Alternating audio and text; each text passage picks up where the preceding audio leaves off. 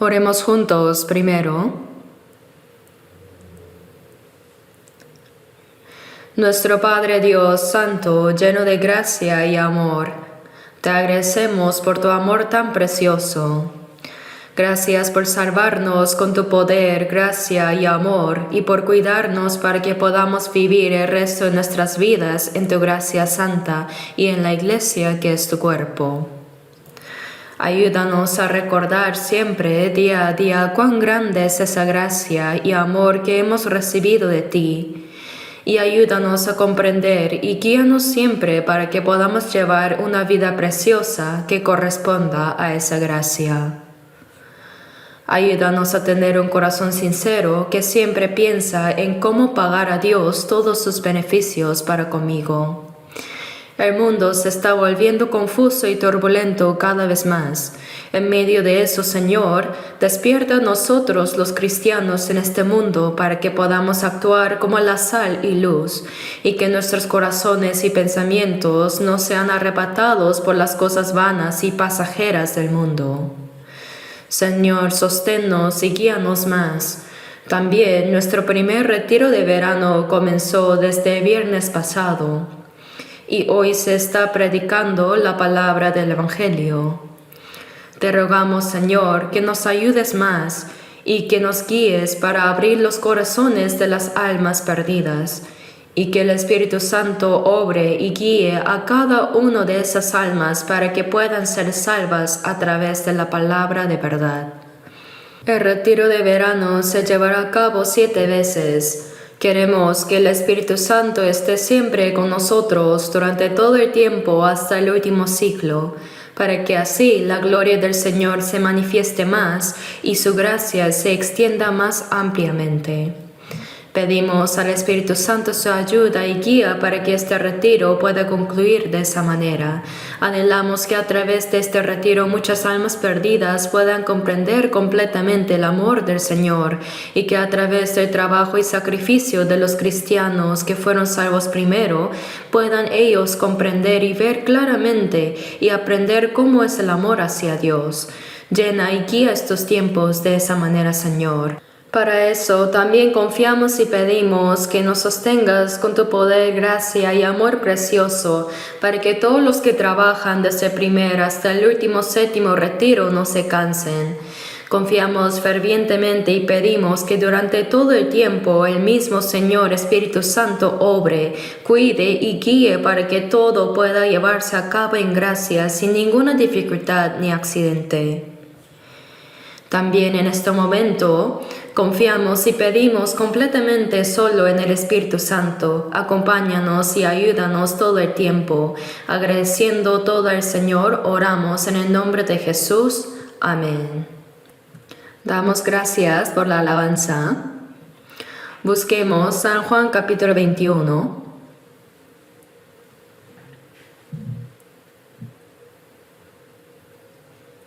Juan capítulo 21,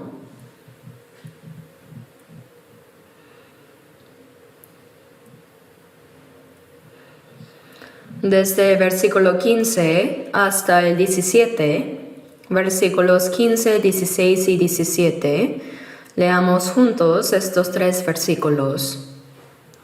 Cuando hubieron comido, Jesús dijo a Simón Pedro: Simón, hijo de Jonás, ¿me amas más que estos?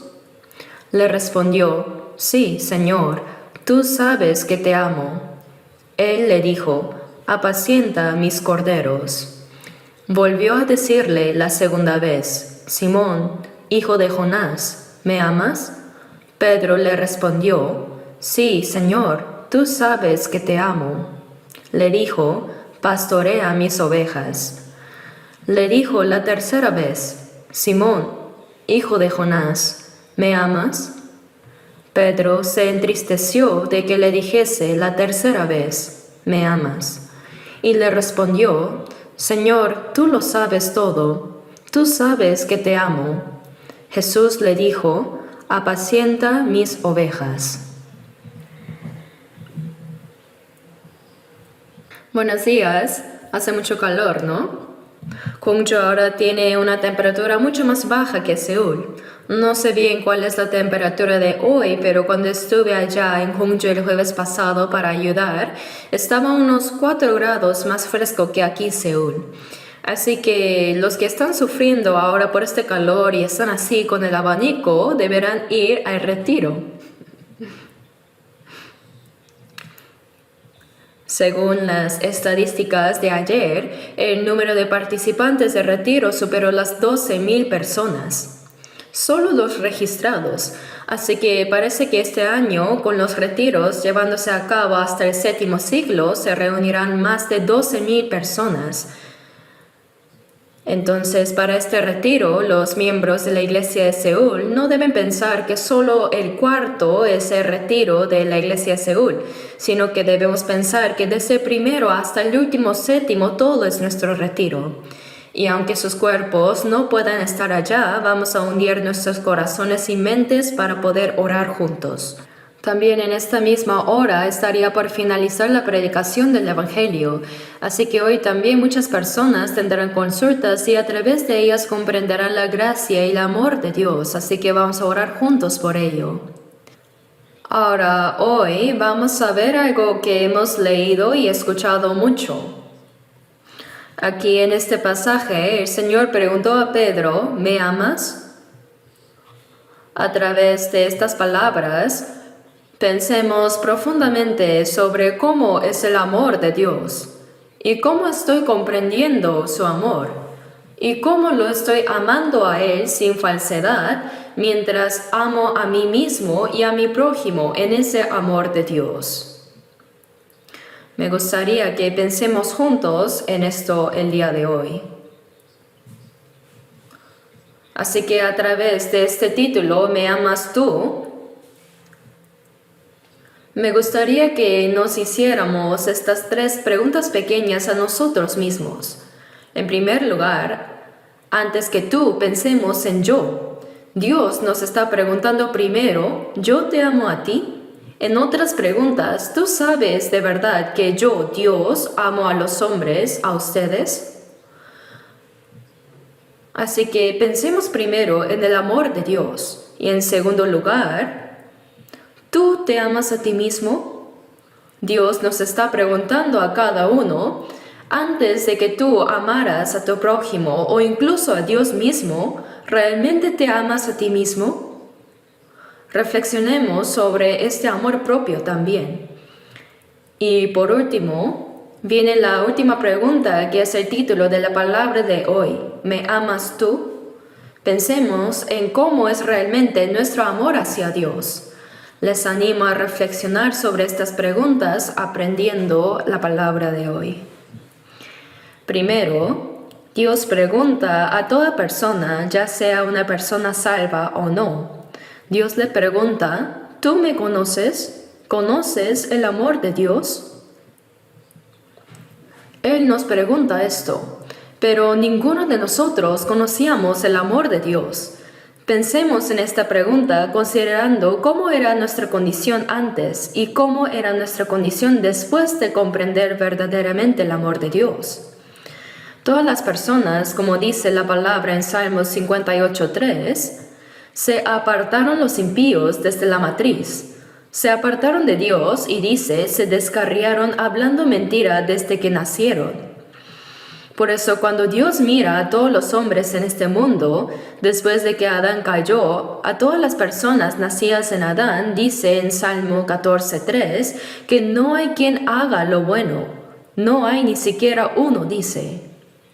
En esa condición delante de los ojos de Dios, todos los hombres son pecadores miserables destinados a ir al infierno. Por eso todos los hombres nacimos sin conocer a Dios, y como nacimos sin conocerlo, los que no lo conocen piensan que Dios no existe, que no hay Dios.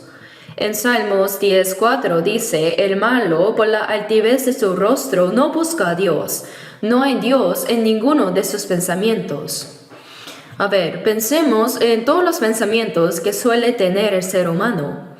En todos esos pensamientos no está Dios. La base fundamental de los pensamientos que tiene el ser humano es el materialismo y la evolución. En el materialismo y la evolución no hay Dios, ¿verdad? Dice que el mono se convirtió en humano. El humano es solo materia, eso es todo. Así dicen. Con esa ideología el ser humano desarrolló la civilización a su manera. Todas las personas que crecimos recibiendo esa educación en nuestros corazones, en nuestros pensamientos y vidas no hay Dios. Por eso llevamos una vida sin ninguna relación con Dios. Esa es la condición de todos nosotros. Pero ¿cómo describe la Biblia a tales personas? Todas ellas están en tinieblas, dice, están en la oscuridad. ¿Por qué? Porque no conocen la luz. Entonces, la pregunta de parte de Dios, ¿tú me conoces? Significa, ¿conoces el amor de Dios de verdad? ¿Realmente sabes que Dios te ama? ¿Que Dios ama a todos los hombres? ¿Sabes esto? Nosotros, los hombres, no conocemos a Dios. La razón más fundamental por qué no conocemos el amor de Dios es porque no lo conocemos a Él primero. Y no conocer a Dios, en otras palabras, es igual que no conocer la luz verdadera. Si uno no sabe la luz, no tiene más remedio que estar en las tinieblas. Todas las personas nacemos en la oscuridad, caminamos en la oscuridad y entramos en la oscuridad. Esa es nuestra vida. En Job, la Biblia dice, busquemos Job, capítulo 22.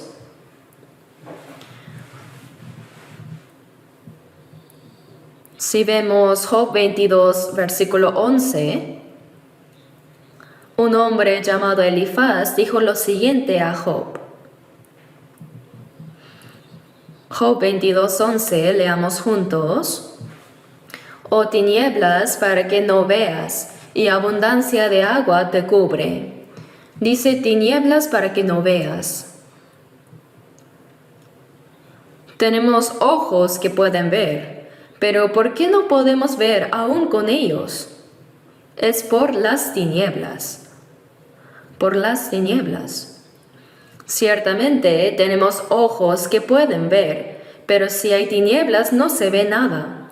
Por ejemplo, si entramos en una habitación completamente oscura sin luz, no vemos ni siquiera lo que está frente a nuestra nariz, ¿verdad?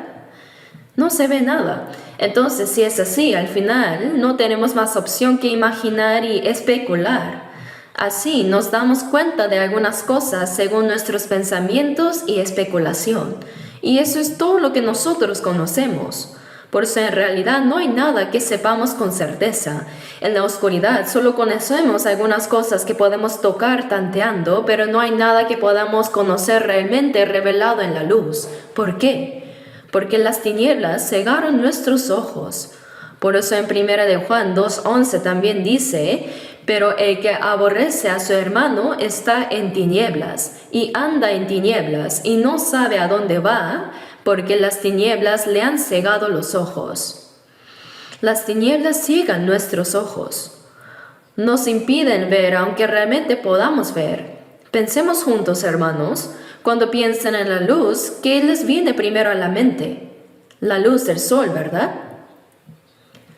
Cuando la luz del sol desaparece y no hay ninguna luz artificial hecha por el ser humano, cuando desaparece la luz del sol queda una oscuridad total, una tiniebla profunda. Pero cuando amanece y el sol comienza a salir, entra la luz y recién entonces podemos ver todas las cosas. Por eso cuando pensamos en la palabra luz, lo primero que nos viene a la mente es la luz del sol. Sin embargo, la Biblia dice que la luz no se limita solamente a la del sol, sino que en Santiago 1:17 dice, toda buena dádiva y todo don perfecto desciende de lo alto, del Padre de las luces. Dice del Padre de las luces, es decir, hay luces y también el Padre de las luces, ¿verdad? Por eso representativamente hay luz del sol, de las estrellas y luna, y también existe la luz artificial hecha por el hombre. Pero la Biblia dice que hay una luz que es la fuente, el origen de todas esas luces, que es el Padre de las luces. El Padre significa que es el que hace existir, el que comienza todo. Eso es lo que quiere decir la palabra el Padre. Por otro lado, el significado de la madre consiste en criar. Por eso en nuestras vidas, cuando llamamos Padre, estamos haciendo referencia de que Padre es quien me hizo existir. Por eso en poemas antiguos de Corea se dice, mi Padre me dio a luz y mi Padre me crió. Así que hay una luz que es la más fundamental de todas las luces, y a eso se le llama el Padre de las luces. En Mateo 4:16 dice, el pueblo asentado en tinieblas vio gran luz. Al pueblo asentado en tinieblas no solo les resplandeció la luz, sino dice gran luz. Y a los asentados en región de sombra de muerte, luz les resplandeció. Se refiere a este mundo donde vivimos, la tierra de tinieblas y de sombra de muerte. Dice que es un mundo oscuro. En ese mundo resplandeció la gran luz. Esa gran luz y el Padre de las luces son iguales, ¿no? Se refieren a Dios. En Juan 1:4-5 dice, en él estaba la vida, y la vida era la luz de los hombres. La luz en las tinieblas resplandece y las tinieblas no prevalecieron contra ella. Esa luz no se refiere a la luz del sol, ¿verdad? No se refiere a ella, sino que en Juan 1:9 dice, aquella luz verdadera que alumbra a todo hombre venía a este mundo. ¿Quién es esa luz? Es Dios que es la luz, es Jesús. Así que Jesús dijo en Juan 12:36, entre tanto que tenéis la luz, creed en la luz, para que seáis hijos de luz. Jesús dijo que Él es la luz del mundo, y esa luz no se refiere a la del sol. Nosotros solo pensamos en la luz física como la del sol, pero hay una luz que es más fundamental y es la fuente de eso. Y Él es Dios. Pero nosotros nacimos en el mundo sin conocer esa gran luz, la luz verdadera, y solo habíamos vivido mirando la luz física como la del sol. Y no sabíamos que eso era la oscuridad. No sabíamos que eso era tinieblas. Cuando la luz entra en los ojos podemos ver y discernir cosas. Podemos discernir el mundo físico, pero antes ni sabíamos que eran las tinieblas. Sin conocer la gran luz, la luz verdadera, la luz de la vida y de amor y de verdad, ese Dios, no se puede conocer nada del amor, de la vida ni de la verdad. De esa forma, ¿se puede saber realmente qué es la vida? ¿Se puede saber qué es la verdad? No. ¿Por qué? Porque aún no conocen a Dios, que es la gran luz y la luz verdadera. A eso la Biblia lo llama estar en tinieblas. Esas tinieblas nos impiden ver. Sin conocer a esa verdadera luz, la gran luz que es el Padre de las luces, sin conocer a Dios no se puede saber nada relacionado con Dios. Así que es imposible para una persona no salvada reconocer a Dios. Es imposible creer que Dios creó el mundo. Imposible creer en el cielo y en el infierno también, ¿verdad? ¿Por qué es así? Porque las tinieblas ciegan los ojos. Como no conocen la luz verdadera, solo al ver la luz del sol, la luz física, dicen que han visto ya la luz. Por eso cuando Jesús sanó al ciego de nacimiento en Juan capítulo 9, versículos 40 y 41, cuando los judíos preguntaron, ¿acaso nosotros somos también ciegos? Jesús les dijo, si fuerais ciegos no tendríais pecado, mas ahora porque decís vemos, vuestro pecado permanece. Viendo solo la luz física dice que no son ciegos, pero sobre la luz verdadera, la gran luz, no saben nada. Son verdaderamente ciegos, pero esa también era nuestra condición, ¿no? Yo y todos ustedes nacimos con esa condición de ciegos, por eso no sabíamos nada relacionado con Dios. Por eso los hombres dicen que no hay Dios y que el mono se convirtió en humano. Romanos 1:23 dice, cambiaron la gloria del Dios incorruptible en semejanza de imagen de hombre corruptible, de aves, de cuadrúpedos y de reptiles. Y así viven haciendo toda clase de maldades. Así también era nuestra condición antes. Las personas que no han recibido la salvación aún viven en el mundo así, ¿verdad? Por eso, si no conocemos este amor de Dios, no conocemos nada. ¿Por qué? Porque eso es estar en tinieblas. Las tinieblas hacen que uno no pueda ver, y como no puede ver, no sabe, y como no sabe, no comprende, y al final no hay nada más que la ignorancia. Aunque tengamos mucha sabiduría, poder, dinero y autoridad en este mundo, estas son cosas necesarias solo mientras vivimos en este mundo. Pero al final no resuelven mi problema de muerte ni del alma. Por eso esa ignorancia es la primera condición de no conocer a Dios.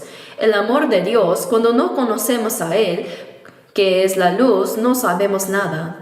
Por eso en Job 8:9 dice, pues nosotros somos de ayer y nada sabemos, siendo nuestros días sobre la tierra como sombra. Somos como un niño nacido recién ayer, no sabemos nada. ¿Sobre qué? Sobre Dios, sobre el mundo eterno, no sabemos nada. Ahora el segundo punto. Antes en el primer punto hemos visto que las tinieblas cubrían nuestros ojos para que no podamos ver, pero ¿cuál es la segunda condición? Miremos un poco más atrás en Job 23, versículo 17. Esta fue la respuesta que dio Job. En el versículo 17 vamos a ver la respuesta de Job. ¿Por qué no fui yo cortado delante de las tinieblas, ni fue cubierto con oscuridad mi rostro? Ahora en la respuesta de Job, si miramos desde el versículo 16, dice, Dios ha enervado mi corazón y me ha turbado el Omnipotente. Pero no fui cortado con tinieblas, dice. Está diciendo, no me cortó con las tinieblas. Si lo pensamos de otra manera, eso significa que la oscuridad sí puede cortarnos. La oscuridad cumple la función de cortar las relaciones. Hermanos, imaginen que van caminando por un largo camino oscuro, tomados de la mano de alguien que según ustedes los protege. Entonces, mientras caminan tomados de su mano en medio de la oscuridad, de repente les puede surgir esta duda en el corazón. ¿Esta persona realmente me está ayudando y protegiendo? ¿O me estará llevando a algún lugar incierto en esta oscuridad? La tiniebla nos lleva a tener sospechas sobre esa persona. La oscuridad inevitablemente hace eso. ¿Por qué? Porque no podemos ver. Esa mano que estoy sosteniendo ahora mismo realmente es la mano de mis padres que me aman. ¿Y si no lo es? Este pensamiento surge debido a la oscuridad. La oscuridad hace que todo parezca dudoso. ¿Por qué? Porque no hay nada que podamos ver y como resultado todas las relaciones terminan rompiéndose en medio de las tinieblas, ¿verdad? A causa de la duda, porque no podemos ver. Como no conocemos a Dios, que es la luz de la verdad, la luz de la vida, la luz del amor, todas las cosas relacionadas con el amor, la verdad y la gracia de Dios están totalmente cortadas. Así era nuestra condición antes de ser salvos. Estábamos completamente separados de Dios, y por estar separados de Dios, todo lo que proviene de Él, la gracia, la verdad y el amor, la vida, también fue cortado. Donde fue cortada la vida, la muerte tomó su lugar. Donde fue cortado el amor, el odio tomó su lugar. Y donde fue cortada la verdad, la mentira ocupó su lugar. Hermanos, este mundo está lleno de mentiras. Aunque digamos que hablamos con la verdad, en realidad, ¿cuántas veces hemos sido engañados por la mentira? Incluso en nuestra educación fue así. Vivimos creyendo esa mentira de que los monos se convirtieron en seres humanos. Aunque quizás no lo creíamos de corazón, lo aceptamos sin cuestionarlo, aunque era una mentira evidente, ¿no? Entonces, si pudimos aceptar una mentira tan grande, ¿cuántas mentiras pequeñas estarán por todas partes? Así es el mundo en el que vivimos. ¿Y cuál es la razón de esto? Es porque no conocemos la luz de la verdad. Por eso en el lugar de la verdad, la mentira ocupa su lugar. Y ese odio, esa muerte, todas esas cosas cortan nuestras relaciones. El odio rompe la relación con alguien que me ama.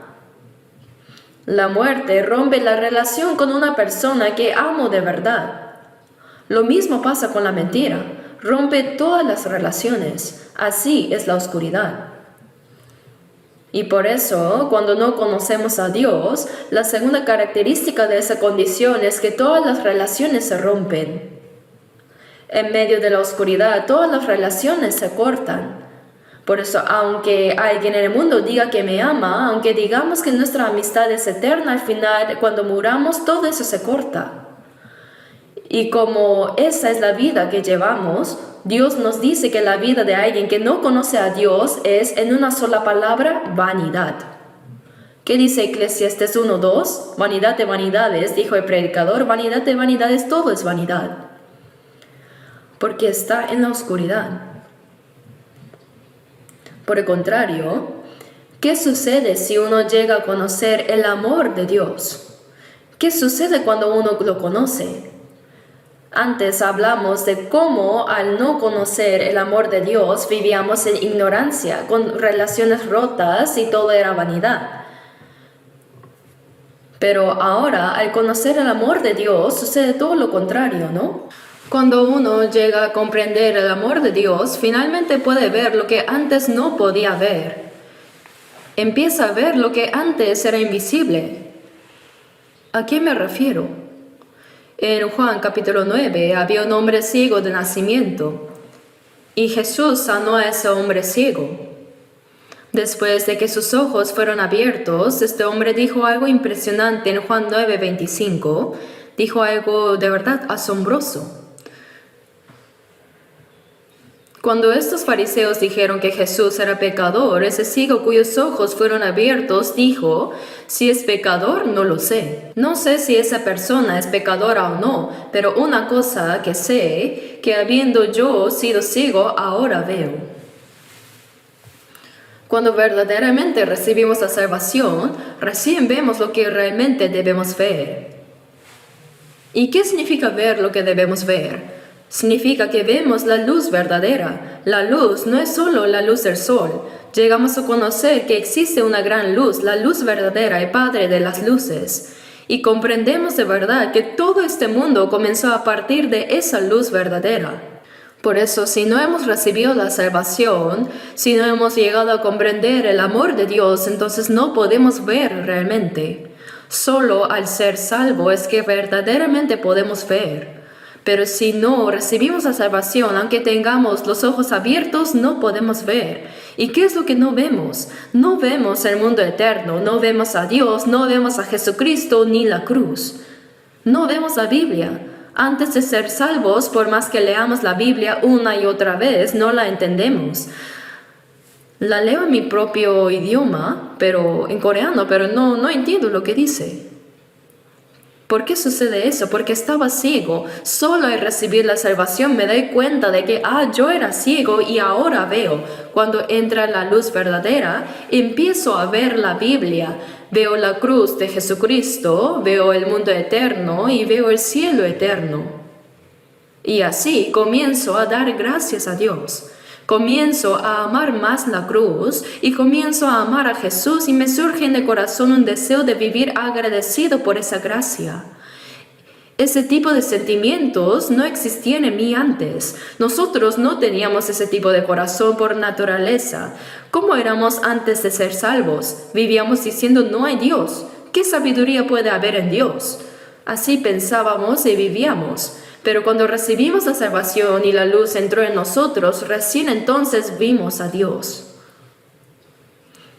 Por eso, Efesios 5:8 también dice, porque en otro tiempo erais tinieblas, mas ahora sois luz en el Señor, andad como hijos de luz. Antes de ser salvos, antes de recibir la salvación, antes de recibir la luz, éramos personas que estaban fuera de Cristo. Y si vemos, Efesios 2, versículo 12, dice así, en aquel tiempo estabais sin Cristo, alejados de la ciudadanía de Israel y ajenos a los pactos de la promesa, sin esperanza y sin Dios en el mundo. Esa era nuestra condición. Pero cuando recibimos la salvación entramos en Cristo y recién dentro de Él vemos la luz, vemos lo que es la luz verdadera. Y cuando uno llega a conocer y comprender el amor de Dios, ¿qué es lo que se restaura? Las relaciones son restauradas. Antes de ser salvos, cuando estábamos en tinieblas, todas nuestras relaciones estaban rotas. La relación más fundamental que fue rota fue la relación entre Dios y yo. La Biblia dice que eso es estar muerto espiritualmente. Dice que somos personas que deben ser juzgadas ante Dios y que si muriéramos ahora mismo no tendríamos otra opción que ir al infierno. Esa era nuestra condición. Pero cuando escuchamos el Evangelio de Jesucristo y recibimos la salvación, esa relación es restaurada. ¿Y qué significa que se restaure la relación? Significa que mi alma que estaba muerta vuelve a vivir. No es que antes no tenía alma y ahora tengo una, sino que siempre he tenido alma. Esa alma fue creada a imagen de Dios, pero a causa del pecado perdió toda autoridad y gloria de parte de Dios y se encontraba en una condición espiritual desconectada de Él. Eso fue por causa de Adán. Así nacimos al mundo. Y la Biblia llama a eso estar muertos. Por eso en Juan 5:25 dice, de cierto os digo, viene la hora, y ahora es, cuando los muertos oirán la voz del Hijo de Dios, y los que la oyeren vivirán. Nosotros éramos muertos espiritualmente. Nuestra relación con Dios estaba cortada a causa del pecado, pero cuando creemos que Jesús en la cruz perdonó nuestros pecados, como dice Hebreos 9:12, se cumplió la eterna redención. En ese mismo momento en que creemos en ese hecho, nuestra relación espiritual con Dios fue restaurada. Con solo creer en la cruz, la relación espiritual entre Dios y yo fue restaurada.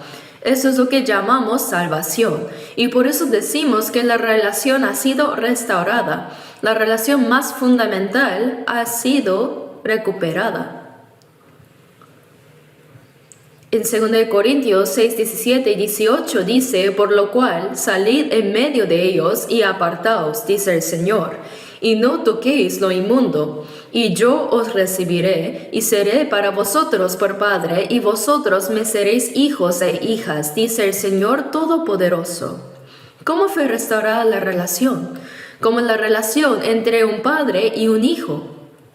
Dice, seré para vosotros por Padre, y vosotros me seréis hijos e hijas.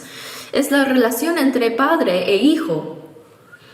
Por eso cuando recibimos la salvación, Dios nos llama hijos suyos. Hermanos, cuán asombrosa es esta palabra. El Dios creador del cielo y de la tierra se ha convertido en mi Padre. La luz no es solo la luz física, no solo la del sol. ¿No hay acaso una fuente de la luz? Dios es esa fuente. Así como tengo un Padre que me dio a luz en esta carne, la fuente de todas las cosas es nuestro Dios Padre. Cuando recibimos la salvación, recién entonces comprendemos que Dios se ha convertido en nuestro Padre. Y esa restauración de la relación, ¿cómo se expresa? Como padre e hijo, como esposo y esposa, como novio y novia, y aún más como Señor y siervo. Así ha sido restaurada nuestra relación con Dios. Hay muchas formas de que nuestra relación con Dios es restaurada, pero hay un aspecto que solemos pasar por alto, y es que Dios es nuestro Señor y nosotros somos sus siervos. Sabemos bien que Dios es nuestro Padre. Decimos que Dios es nuestro esposo, nuestro pastor, y lo confesamos muchas veces en oración y en nuestras vidas damos testimonio de ello. Pero el hecho de que Jesús, que Dios sea nuestro Señor, eso lo olvidamos con facilidad en nuestra vida diaria. En Hechos 2:36 dice, sepa pues certísimamente toda la casa de Israel, que a este Jesús a quien vosotros crucificasteis, Dios le ha hecho Señor y Cristo.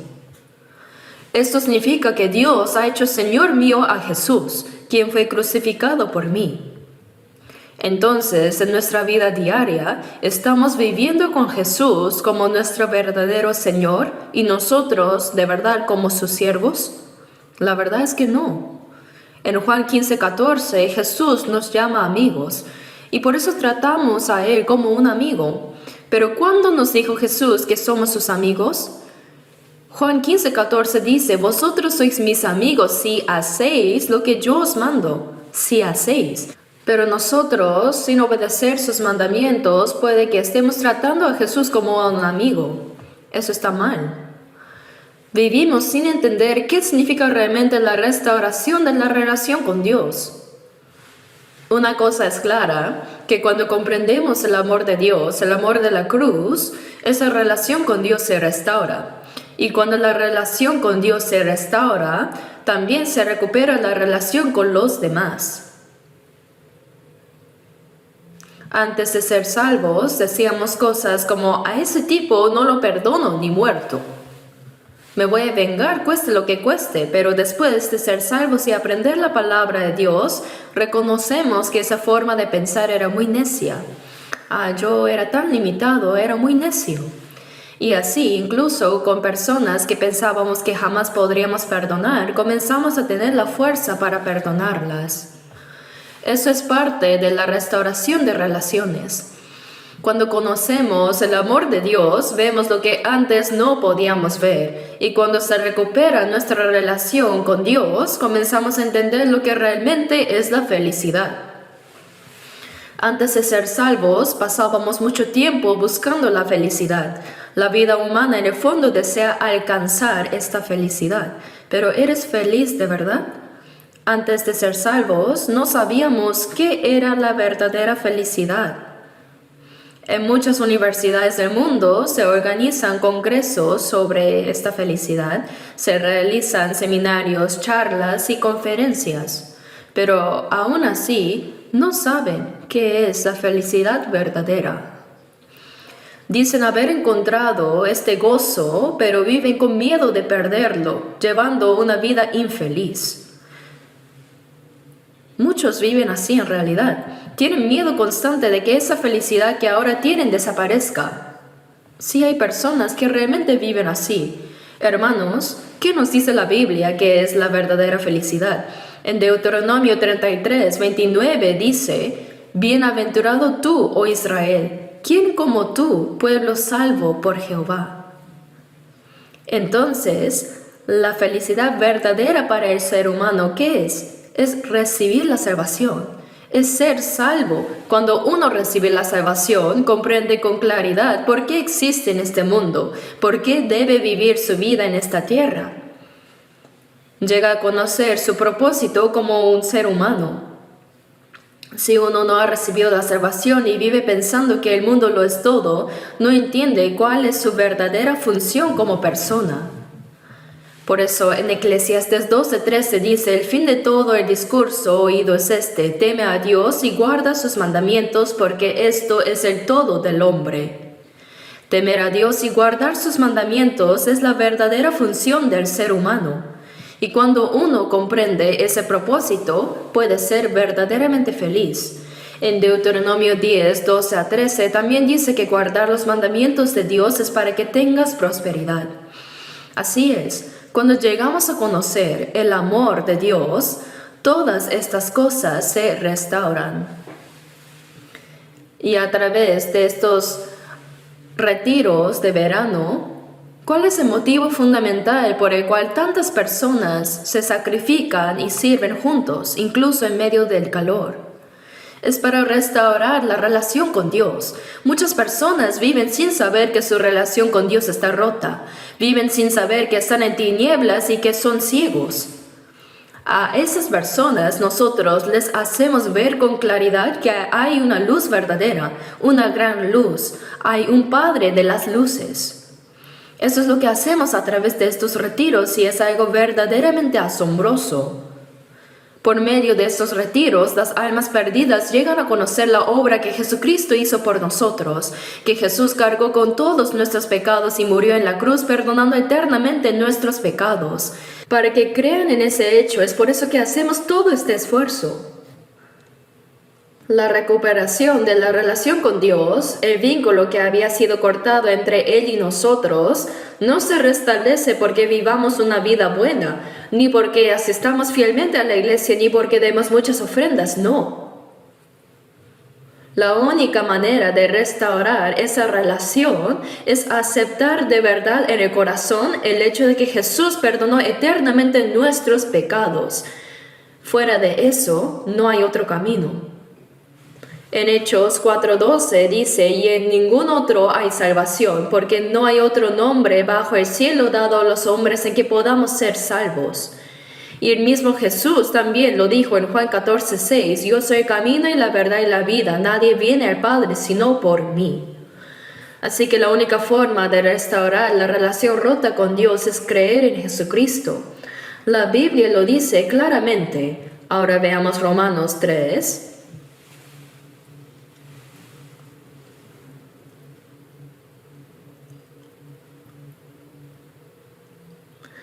Romanos capítulo 3,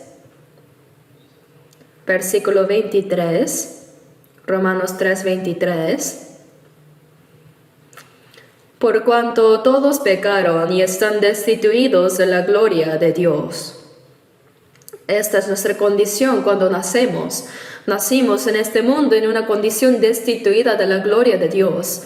Pero dice que hay un camino para que tal persona ahora se convierta en hijo de Dios y sea justificada. Versículo 26 dice, con la mira de manifestar en este tiempo su justicia, a fin de que Él sea el justo y el que justifica al que es de la fe de Jesús. ¿Dónde pues está la jactancia? Queda excluida. ¿Por cuál ley? ¿Por la de las obras? No, sino por la ley de la fe. Concluimos pues que el hombre es justificado por fe sin las obras de la ley. Establecer una relación correcta con Dios no se logra viviendo una vida moral ni practicando una vida religiosa con esfuerzo, sino que se obtiene por medio de la fe, por la fe en la cruz de Jesucristo y no hay otro camino. A lo largo de estos retiros, mientras realizamos muchas consejería, vemos que algunas personas reciben la salvación muy fácilmente, mientras que otras, incluso después de haber escuchado todo con detalle, no llegan a recibirla. ¿Por qué? Porque no han comprendido que la salvación es por fe. Piensan, ¿cómo voy a ir al cielo y establecer una relación correcta con Dios solo con fe? Algo tengo que hacer, debo esforzarme por vivir bien, debo asistir fielmente a la iglesia, debo hacer algo para Dios y luego recibiré la salvación. ¿Cómo voy a ir al cielo solo por la fe? Esas personas se aferran a ese pensamiento y por eso no pueden creer de verdad. Incluso si dicen creer que Jesús perdonó eternamente sus pecados, por otro lado también piensan, pero igual tengo que esforzarme. Debo vivir fielmente la vida de iglesia y así creen que la salvación se logra por esa combinación. Esta es una de las razones más comunes por las cuales las personas no reciben la salvación, porque buscan mostrar sus propias obras. Pero ¿qué dice la Biblia? Habla de la ley de la fe. Romanos 1:17 dice más, por el justo por la fe vivirá. Después de que Jesús murió en la cruz y resucitó, una de las cosas que más repitió fue cree.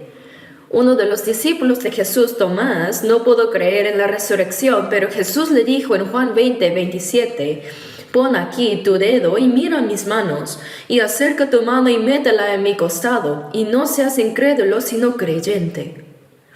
No seas incrédulo sino creyente. Hermanos, la salvación en sí misma es una obra mucho más grande y difícil que la creación de los cielos y la tierra. ¿Por qué? Porque cuando Dios creó el mundo, no sudó ni una sola gota, ni derramó una sola gota de sangre. Pero para salvar a un pecador como yo, Dios entregó a su propio Hijo hasta la muerte. Dios derramó toda su sangre y agua en la cruz y ahora nos dice, cree en esto. La salvación fue la obra más difícil y dolorosa para Dios. Pero no nos pidió que nosotros hiciéramos esa obra, sino que su Hijo Jesucristo ya la completó y ahora nos ofrece esa salvación como un regalo y nos dice, recíbelo. Efesios 2:8 dice, porque por gracia sois salvos por medio de la fe, y esto no de vosotros, pues es don de Dios. ¿Y qué es don? Un regalo. Solo hay que recibirlo. Así que desde la perspectiva de Dios, la salvación fue más difícil que crear el universo. Pero desde la perspectiva del ser humano es lo más fácil. ¿Por qué? Porque no tenemos nada que hacer. Solo tenemos que creer lo que Jesús ya hizo, solo debemos recibirlo. ¿Acaso es difícil recibir un regalo? Si alguien dice que es difícil recibir, es porque algo anda mal en esa persona, ¿no? Cuando alguien nos da un regalo con gratitud en su corazón y aún así decimos que es difícil aceptarlo, es porque tenemos una manera equivocada de pensar. Dios nos ha dado la salvación como un regalo. Entonces, ¿cuál es el único camino para conocer el amor de Dios, para restaurar nuestra relación con la luz verdadera, el Padre de las luces? La única manera es por la fe, no hay otro camino. Y por medio de esa fe es que llegamos a conocer a Dios y comprender verdaderamente su amor. Somos personas que han visto esa gran luz. Cuando decimos que alguien ha sido salvo, significa que esa persona ha visto la gran luz, ha visto al Padre de las luces, no con los ojos físicos, sino con los ojos del corazón a través de la palabra. Somos ese tipo de personas. Por eso tenemos esperanza en un mundo que no hemos visto. Los cristianos renacidos tenemos esperanza en un mundo al que no hemos ido todavía, que no conocemos y que no hemos visto. Tenemos esperanza en el cielo. ¿No es eso algo maravilloso? El mundo dice con todo tipo de estudios y razonamientos que venimos del mono, pero nosotros conocemos lo más esencial, que Dios nos creó. ¿No es esta una sabiduría verdaderamente asombrosa? La sabiduría de alguien que ha sido salvo no puede compararse con la sabiduría del mundo. Por eso en Proverbios 9:10 dice: el temor de Jehová es el principio de la sabiduría. Nosotros, los cristianos, somos personas que poseemos esa base, el principio de la sabiduría. Y todo eso fue formado únicamente por medio de la fe en Jesucristo. Gracias a esa fe comprendimos el amor de Dios y finalmente conocimos a Dios. Y a esa persona Dios le hace una segunda pregunta. ¿Tú amas a ti mismo? ¿Te amas a ti mismo? Hermanos, ¿de verdad se aman a sí mismos? Les animo a reflexionar profundamente sobre esta pregunta. No solo escuchen esto como parte de un sermón y lo dejen pasar, sino piensen sinceramente, ¿realmente me amo a mí mismo? ¿Y por qué es tan importante esto? Porque en 1 Juan 4:20 dice: si alguno dice yo amo a Dios y aborrece a su hermano, es mentiroso.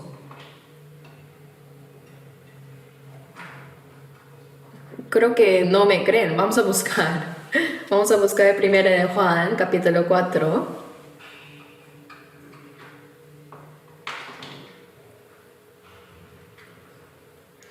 Primera de Juan 4.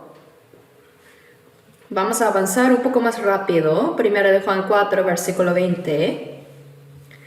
Si alguno dice yo amo a Dios y aborrece a su hermano, es mentiroso.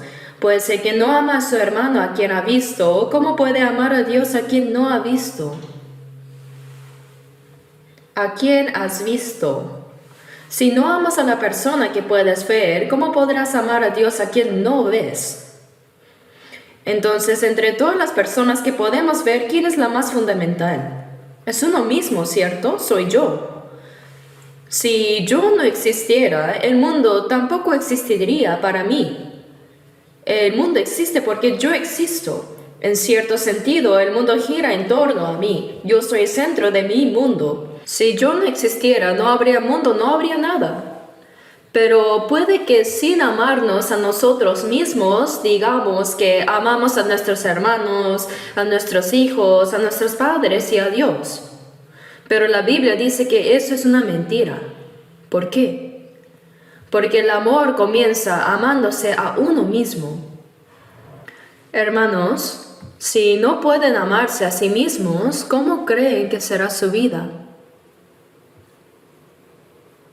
Se quejan, se lamentan, viven quejándose y se comparan con otros, se rebajan, se autocastigan y no son capaces de dar gracias. Todo es fruto de no poder amarse a uno mismo. Especialmente una señal clara de no amarse a uno mismo es compararse con otros. Cuando uno se compara con otros, ¿qué sucede? La autoestima se destruye y lo único que queda es el orgullo. Lo repito, si te comparas con otros, se rompe tu autoestima y lo único que se levanta es el orgullo. Hermanos, conocen la historia del rey Saúl, ¿no? En 1 Samuel capítulos 17 y 18, cuando Goliat se presentó ante Israel y Saúl, Goliat gritó que si él ganaba el que salía a pelear con él, vosotros seréis nuestros siervos y nos serviréis. Eso fue lo que Goliat proclamó ante todo el pueblo de Israel, pero Saúl no pudo salir porque tuvo miedo. Pero entonces se levantó un joven y se acercó a Saúl y dijo: ¿Quién es este filisteo incircunciso para que provoque a los escuadrones del Dios viviente?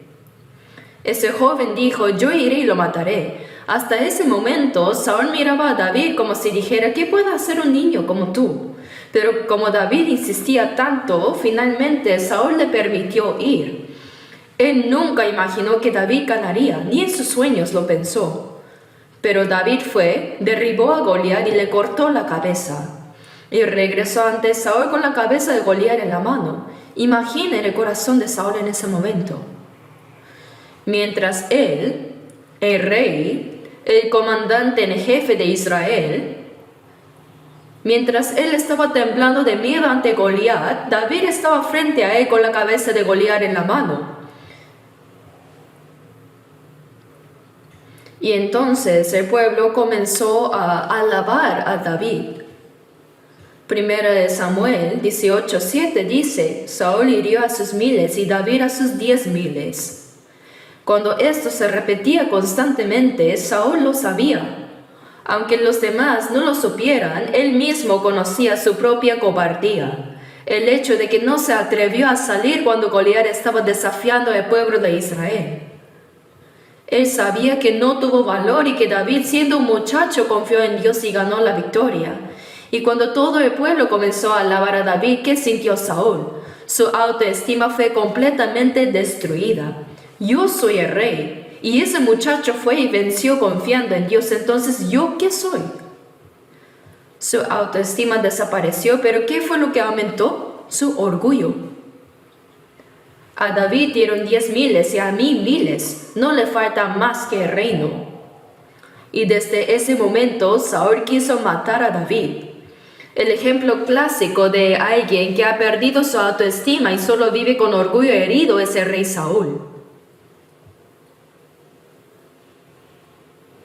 Alguien que no sabe amarse verdaderamente a sí mismo termina comportándose de esa manera. Quien no conoce lo que significa amarse verdaderamente termina convirtiéndose en una persona profundamente egoísta y centrada en sí misma. Así era Saúl. Él era el rey, el comandante supremo de Israel. Pero cuando David mató a Goliat, aunque su orgullo se viera afectado, lo correcto habría sido elogiar a David, tenerlo cerca y levantarlo aún más. Eso es lo que haría alguien grande, pero Saúl no pudo hacerlo y terminó persiguiendo a David hasta la muerte. Así es una persona sin autoestima, que vive solo con su propio orgullo. Durante la época de los jueces, hubo un juez llamado Gedeón. Después de una gran victoria en batalla, Gedeón tomó muchas esposas y tuvo 70 hijos. Vamos a ver el capítulo 9 del libro de Jueces. Busquemos juntos. Uno de los hijos de Gedeón se llamaba Abimelech. Este hombre mató a todos sus hermanos, es decir, a los hijos de su padre de otras mujeres. Sus medios hermanos los mató a todos. Y los hombres de Siquem lo hicieron rey. Pero cuando él mató a todos los príncipes, hubo uno que sobrevivió, un hombre llamado Jotam. Él fue el único que escapó. Y luego desde el monte de Gerizim, que era el monte donde los israelíes proclamaban bendición al entrar en la tierra de Siquem, mientras que en el monte Ebal se proclamaba maldición, desde ese monte Jotam proclamó un mensaje profético a los habitantes de Siquem. ¿Y qué tipo de mensaje profético dio? En Jueces capítulo 9 versículo 8, aquí se hace una comparación con ciertos árboles. Y la zarza al que se refiere en esta parábola representa a Abimelech, quien mató a todos sus hermanos y fue hecho rey por los hombres de Siquem. Veamos Jueces 9:8. Fueron una vez los árboles a elegir rey sobre sí, y dijeron al olivo, reina sobre nosotros. Mas el olivo respondió, ¿he de dejar mi aceite, con el cual en mí se honra a Dios y a los hombres, para ir a ser grande sobre los árboles? Hermanos, estos árboles que aparecen, el olivo, la higuera y la vid, ¿qué tienen en común? Cada uno de ellos produce un fruto que es agradable tanto para Dios como para los hombres, un fruto que da gloria a Dios y alegría a las personas. Es decir, tienen belleza y valor ante Dios y ante los hombres, y todos ellos responden en común diciendo, ¿cómo voy a dejar lo que Dios me ha dado, mi propósito, para ir a gobernar sobre los árboles? ¿Qué representa eso? Autoestima. Ellos saben quiénes son, reconocen lo que Dios les ha dado. Eso es tener una sana autoestima, pero ¿cómo es la zarza? No tiene nada que ofrezca gloria delante de Dios ni los hombres, no tiene fruto, belleza ni utilidad. Y aún así, ¿qué dice la zarza? Vamos a ver versículo 14. Dijeron entonces todos los árboles a la zarza, anda tú, reina sobre nosotros. Y la zarza respondió a los árboles, si en verdad me elegís por rey sobre vosotros, venid, abrigaos bajo de mi sombra, y si no, salga fuego de la zarza y devore a los cedros del Líbano. Ahora pues, si con verdad y con integridad habéis procedido en hacer rey a Abimelech. ¿Qué sucedió acá? Eligieron como rey a Abimelech, que era como esa zarza. ¿Y qué se le pregunta? ¿Realmente eso fue con verdad y con integridad? ¿Fue correcto hacer rey a alguien que es como esa zarza? ¿Qué dijo la zarza? El que no obedezca a mi voz, que salga fuego de mí y los consuma. Eso fue lo que dijo. Pero los tres árboles anteriores, el olivo, la higuera y la vid, todos respondieron, ¿cómo voy a abandonar el fruto que agrada a Dios y a los hombres, el fruto que glorifica a Dios para gobernar sobre los árboles? Eso es tener autoestima. Pero la zarza no tiene autoestima, sino solo orgullo. Por eso cuando alguien toca y hiere su orgullo, ¿qué hace? Mata a todos. Al final, ¿cómo murió Abimelech? Una mujer de Siquem le lanzó una piedra de molino desde una torre y se le rompe la cabeza. Así terminó. Ese es el destino de quien ha perdido la autoestima y solo vive con orgullo. Veamos otro ejemplo. Durante el tiempo de la reina Esther había un hombre llamado Amán. Mardoqueo no se arrodilló ante él ni se inclinó, y por eso Amán, que ya no tenía autoestima, solo orgullo, dijo, ¿cómo se atreve ese hombre a no inclinarse ante mí? No sabe quién soy yo. No solo lo mataré a él, sino también a todo su pueblo. Y al final, ¿cómo terminó él? Colgado del mismo madero que había preparado para Mardoqueo. Hermanos, esa es la imagen de alguien que no sabe amarse a sí mismo. Alguien que ha perdido su autoestima y solo le queda orgullo. Esa es una persona que no se ama, es profundamente egoísta. Pero al contrario, ¿cómo es una persona que verdaderamente se ama? Es una persona altruista, abnegada y generosa. Vive para los demás, por otros. ¿Por qué? Porque tiene autoestima. ¿Y quién es el perfecto ejemplo de eso? Jesús. Jesús oró en la cruz por aquellos que lo estaban crucificando. Padre, perdónalos porque no saben lo que hacen.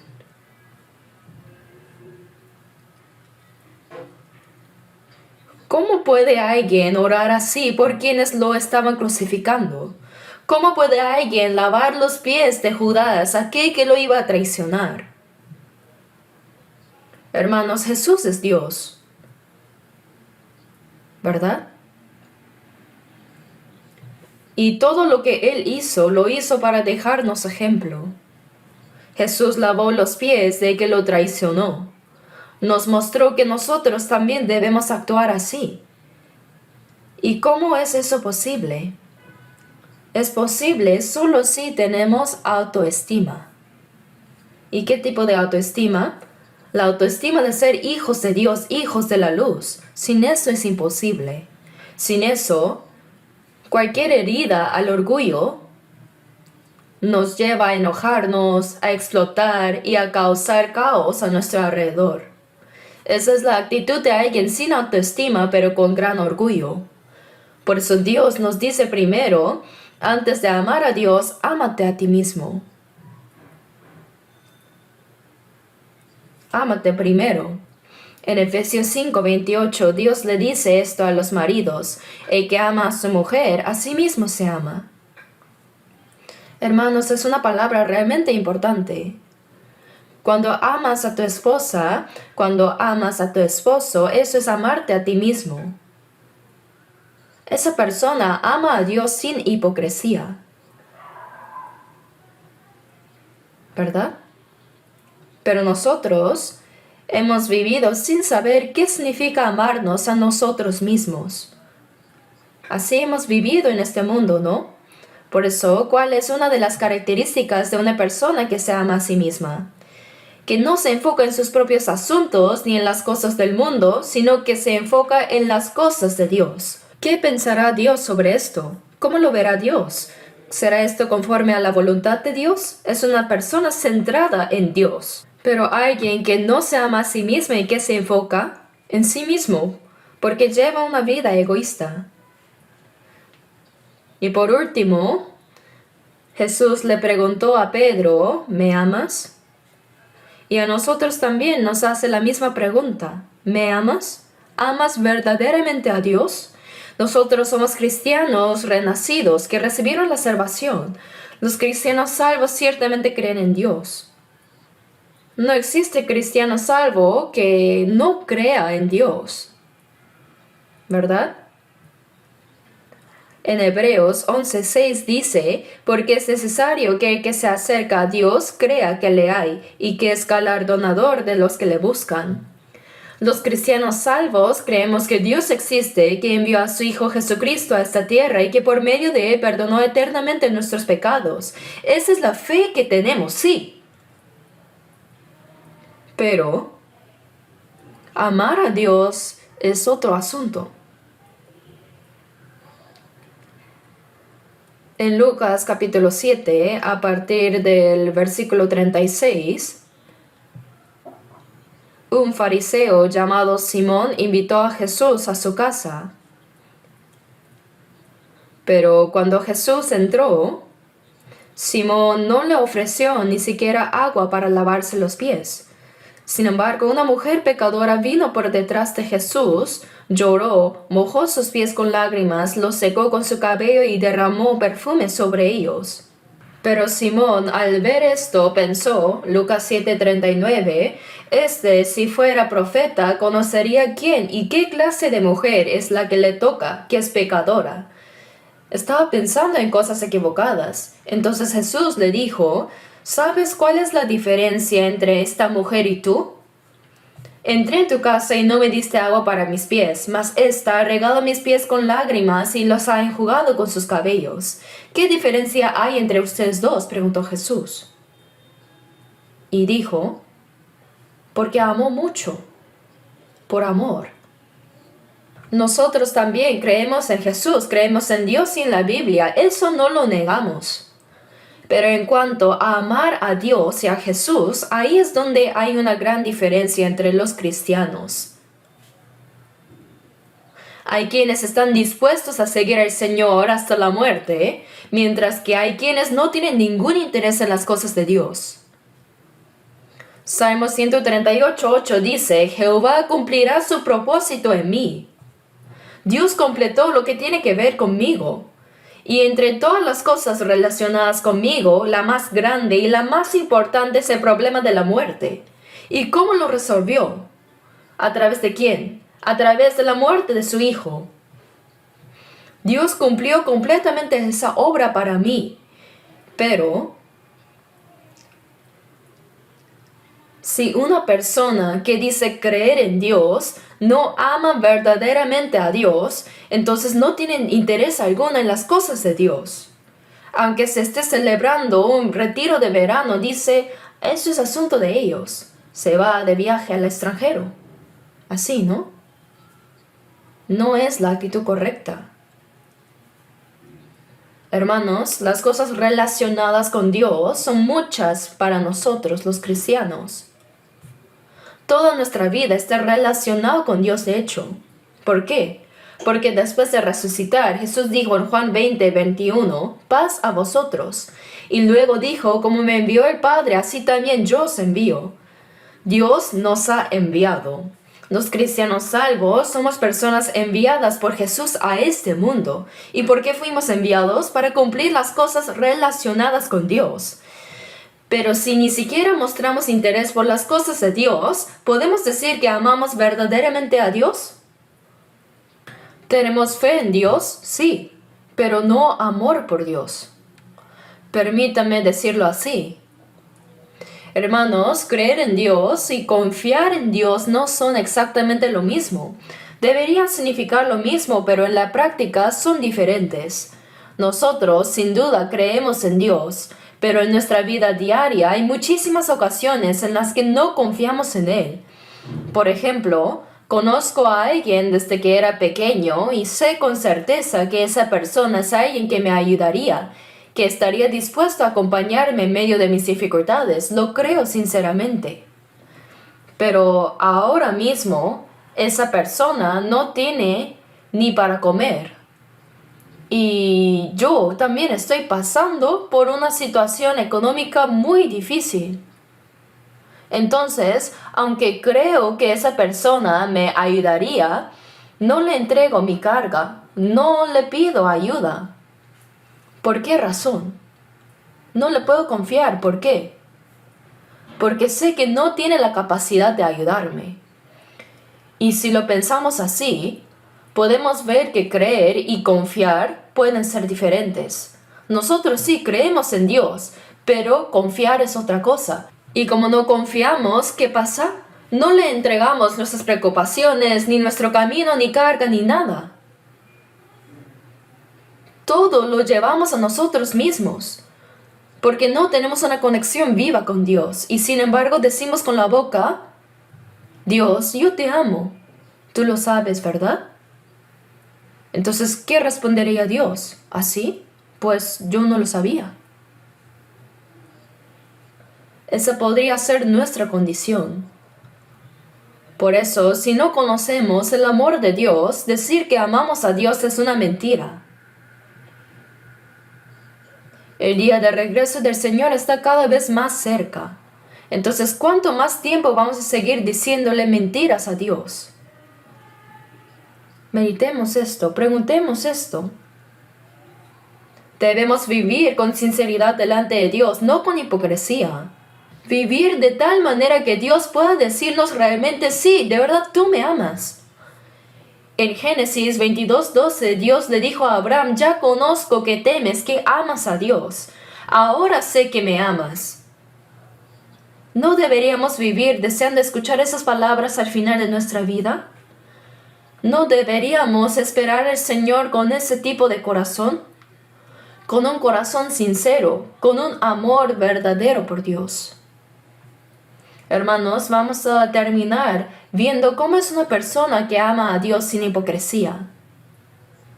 Veamos un momento, segundo de Samuel, capítulo 9.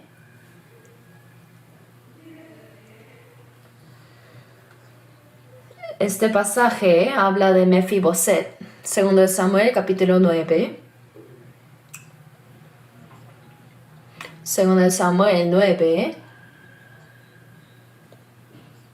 Es sobre Mefiboset, quien era nieto de Saúl.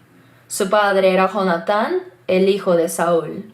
Pero cuando Saúl y Jonatán murieron, la nodriza de Mefiboset lo tomó y salió huyendo, y en esa huida lo dejó caer y quedó cojo de ambos pies. En ese momento, Mefiboset tenía 5 años. Así que él recordaba cómo era cuando podía caminar, recordaba cómo su familia pertenecía a la realeza. Pero ahora este descendiente de una casa real en ruinas, cojo de ambos pies, es llamado por el rey David. Y David le dijo lo siguiente: Veamos en 2 de Samuel 9, versículo 7. Y le dijo David: no tengas temor, porque yo a la verdad haré contigo misericordia por amor de Jonatán tu padre, y te devolveré todas las tierras de Saúl tu padre, y tú comerás siempre a mi mesa. Cuando Mefiboset fue llamado por David, pensó que lo llamarían para matarlo. ¿Por qué? Porque cuando hay un cambio de gobierno, lo común es que elimine a todos los del régimen anterior. Eso es lo que en el mundo suele hacer. Por eso, ¿qué dijo Mefiboset? Veamos el versículo 8. Y él, inclinándose, dijo: ¿quién es tu siervo para que mires a un perro muerto como yo? ¿Cómo se llamó a sí mismo? Perro muerto. No tenía ninguna autoestima. Ninguna autoestima. Hermanos, así éramos nosotros. ¿Qué clase de autoestima podríamos tener si nos enseñan que venimos del mono? ¿No? Pensemos juntos. Dios me creó a su imagen para su gloria, y por otro lado me dicen que vengo del mono. Eso ni siquiera se puede comparar, ¿verdad? En términos de autoestima, no se puede comparar. Así, por naturaleza, el ser humano no tiene autoestima. Mefiboset se consideraba como un perro muerto, no tenía autoestima ni orgullo. Pero muchos de nosotros somos diferentes. No tenemos autoestima, pero sí un orgullo enorme. ¿Y qué hizo David con ese Mefiboset? David lo sentó a su mesa, a la mesa del rey. Lo trató como a un hijo, un príncipe. Le devolvió su autoestima. No solo restauró la relación con David, sino que levantó la dignidad de aquel que se creía un perro muerto. Levantó su autoestima. Mefiboset era del linaje real caído, y encima era cojo, era imposible que tuviera autoestima. Pero a esa persona David lo trató como su hijo, como su príncipe, haciendo que coma a su mesa. Entonces, ¿quién se atrevería después a burlarse de Mefiboset por ser cojo? Nadie. Mefiboset, que ahora tenía autoestima, cuando David tuvo que huir por la rebelión de Absalón, quiso ir con él. Quiso acompañarlo montando un asno, pero su siervo Siba lo engañó, fue con David y lo calumnió, diciendo que Mefiboset se había quedado en casa con malas intenciones. Así, David, engañado por Siba, le entregó todos los bienes de Mefiboset. Siba rompió la confianza entre estas dos personas. Luego, cuando la rebelión fue derrotada y David regresó al palacio, se encontró nuevamente con Mefiboset. Y David le preguntó: ¿por qué no fuiste conmigo, Mefiboset? Veamos este pasaje juntos. 2 de Samuel capítulo 19, versículo 25.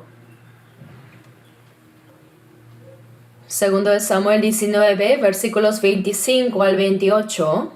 Y luego que vino él a Jerusalén a recibir al rey, el rey le dijo: Mefiboset, ¿por qué no fuiste conmigo? Y él respondió: Rey, señor mío, mi siervo me engañó, pues tu siervo había dicho: enarbárdame un asno y montaré en él, e iré al rey porque tu siervo es cojo. Pero él ha calumniado a tu siervo delante de mi señor el rey. Mas mi señor el rey es como un ángel de Dios. Haz pues lo que bien te parezca, porque toda la casa de mi padre era digna de muerte delante de mi señor el rey.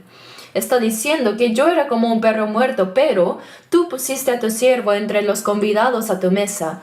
Tú restauraste mi asombrosa autoestima nuevamente. Entonces, ¿qué derecho pues tengo aún para clamar más al rey? Hermanos, es algo maravilloso. Una persona que no tiene autoestima no podría hablar así.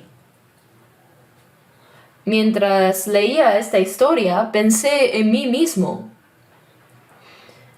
Si yo estuviera en el lugar de Mefiboset, ¿qué le habría dicho a David? Probablemente algo así. Mi señor el rey, aunque me hayas permitido comer a la mesa del rey, este juicio ha sido incorrecto, injusto. Has tomado una mala decisión. ¿No sería mejor que investigaras más a fondo antes de decidir sobre las tierras?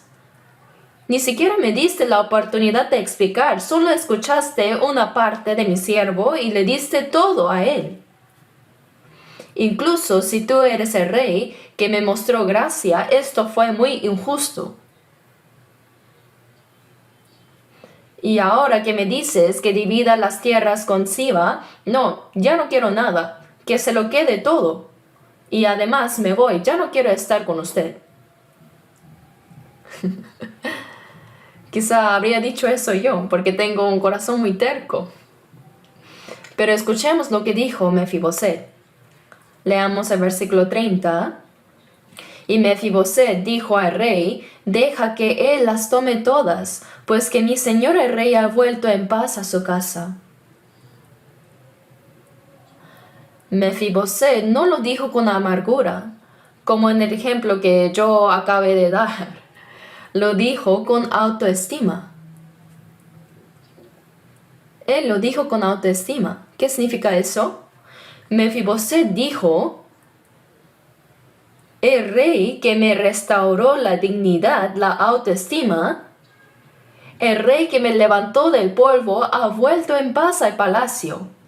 Entonces, si el rey está en paz, entonces nada más importa. No importa si me quitan las tierras, no importa si me lo arrebatan todo. Nada de eso me afecta. Esa es una persona con autoestima. Una persona con orgullo habría respondido como yo lo imaginé. Eso fue injusto, fue una mala decisión así. Pero alguien con autoestima no actúa de esa manera. Él solo deseaba una cosa, que el rey esté en paz.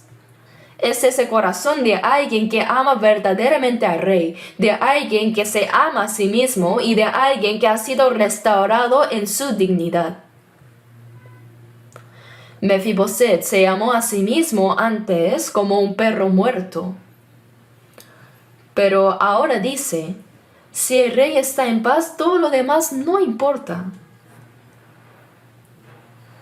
Hermanos, comparemos esta actitud de Mefiboset con nuestras propias vidas en las que decimos yo amo a Dios. ¿Amamos a Dios con este tipo de sinceridad? ¿Estoy viviendo con autoestima verdadera o simplemente guiado por el orgullo? Hermanos, en nuestra vida cristiana, después de ser salvos en medio de nuestra vida de fe y de la iglesia, cuando nuestro orgullo se hiere tan solo un poco, ¿qué hacemos? ¿Nos enojamos, nos airamos, nos levantamos a discutir? Pero si lo pensamos en otras palabras, ¿quién fue el que restauró nuestra autoestima? Fue Dios. ¿Quién fue el que me tomó siendo como un perro muerto y me hizo hijo de Dios? Fue Dios. Entonces, ¿qué actitud deberíamos tener? Si Dios está en paz, entonces yo puedo soportar cualquier injusticia. Esa era la actitud de Mefiboset. Si Dios está en paz, entonces renuncio a mis deseos carnales. Si Dios está en paz, no cometeré este pecado. Esa es la actitud de una persona con autoestima. Pero nosotros, en medio de nuestra vida diaria, seguimos pecando. Y cuando pecamos, Dios no puede estar en paz. El pecado rompe la paz, el descanso de Dios. Si aún sabiendo esto seguimos impidiendo el descanso de Dios con nuestro estilo de vida, y aún así decimos Dios te amo, ¿no creen que eso lastimaría profundamente el corazón de Dios? ¿No es así, hermanos? Nosotros, los cristianos salvos, debemos vivir con autoestima verdadera, no con orgullo. Y cuando tengamos esa autoestima, reconocemos que todo lo que Dios nos ha dado es por gracia. Lo que antes parecía cotidiano y sin importancia, ahora lo reconocemos como un regalo de Dios, lo entendemos como pura gracia. Esa es la actitud de quienes viven con verdadera autoestima, ¿cierto? Y esas personas son las que aman de verdad a Dios. Meditemos, ¿qué tipo de amor tengo yo por Dios después de haber recibido la salvación? ¿Cómo estoy amándolo en mi vida? Ojalá este retiro pueda ser un tiempo para pensar profundamente en esto. Oremos juntos. Señor Dios, te damos gracias de corazón por tu preciosa gracia y tu amor. Reconocemos que nacimos en este mundo sin conocerte. Éramos como ciegos y como perro muerto. No teníamos ninguna dignidad, pero nos has hecho hijos tuyos y nos has restaurado como hijos de luz. Por eso queremos vivir el resto de nuestras vidas para ti. Te rogamos con todo nuestro corazón que nos conduzcas y nos guíes para que podamos vivir una vida en la que primero aprendamos a amarnos a nosotros mismos y luego a quienes nos rodean y así amar de verdad a Dios con un amor genuino. Si en mi vida solamente tú, Señor, puedes estar en paz, aunque esta sea una palabra pequeña, quiero que ella sostenga mi corazón para que así pueda reflexionar profundamente siempre en cómo estoy amando realmente a ti. Te pido que concedas esta reflexión a cada uno de nosotros. Ahora ha comenzado el retiro de verano. Te pedimos que desde el comienzo hasta el final del 7º ciclo nos guíes con gracia aún más abundante y con amor, y que todo se realice sin ninguna dificultad y que podamos concluirlo en medio de la plenitud de tu gracia. Por todo esto te damos gracias y oramos en el nombre de Jesús, quien nos ama y nos guarda hasta el fin. Amén.